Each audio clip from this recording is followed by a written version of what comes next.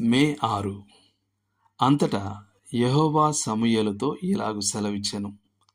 ఇశ్రాయేలీయుల మీద రాజుగా ఉండకుండా నేను విసర్జించిన సౌలును గూర్చి నీవెంతకాలము దుఃఖింతువు? సమూయేలు మొదటి గ్రంథము 16వ అధ్యాయము 1వ వచనం. మన జీవితంలో కొన్ని సందర్భాలు వస్తాయి.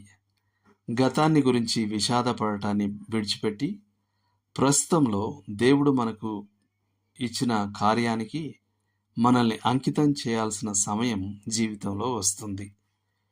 దేవుడు సౌలును రాజ్యం నుండి తిరస్కరించాడు. అది తుది నిర్ణయం, ఇక మార్పు లేనిది. అయితే సమూయేలు ఆ విషయాన్ని అంగీకరించడంలో చాలా ఇబ్బంది పడ్డాడు. అతడు సౌలుతో దగ్గరి అనుబంధం కలిగి ఉండడం వల్ల తన ఆశలు నెరవేరకపోయినందుకు హృదయ వేదనతో విలపించాడు. తిరిగి పొందలేని దానికోసం అతడు విచారపడుతూ ఉండిపోయాడు. అప్పుడు దేవుడు ఇలాగూ సెలవిచ్చాడు, విలపించడం మానేయి, బయలుదేరు, సౌలుకు బదులుగా మరో వ్యక్తిని అభిషేకించు. నా కార్యాచరణ విఫలమైంది కాదు.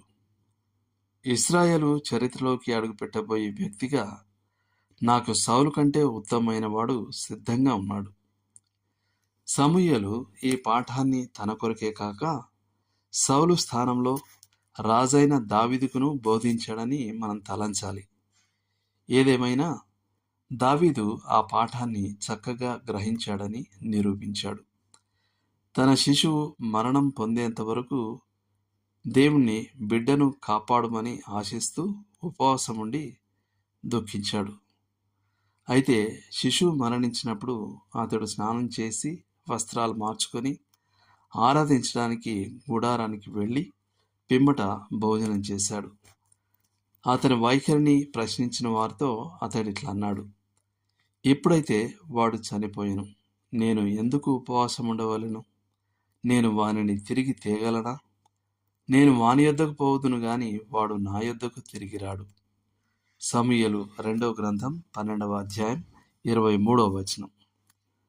కొన్నిసార్లు ఒక పరిచర్య మన నుండి బలవంతంగా తీసివేయబడి మరి ఒకరికి అప్పగింపబడవచ్చు. ఒక సేవా మార్గం నిలిచిపోయినందున మనం దుఃఖిస్తాం.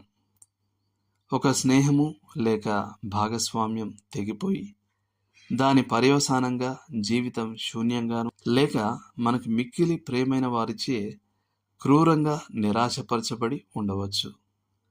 విలువైన సంబంధం తెగినందుకు మనం దుఃఖిస్తాం. కానీ కొన్ని సందర్భాల్లో జీవితాంతమైన కల గాని ఆశయం గాని విఫలమవుతుంది. మనం స్వచ్ఛమైన ఆశయానికి చివరి వీడ్కోలు పలకాల్సి వస్తుంది.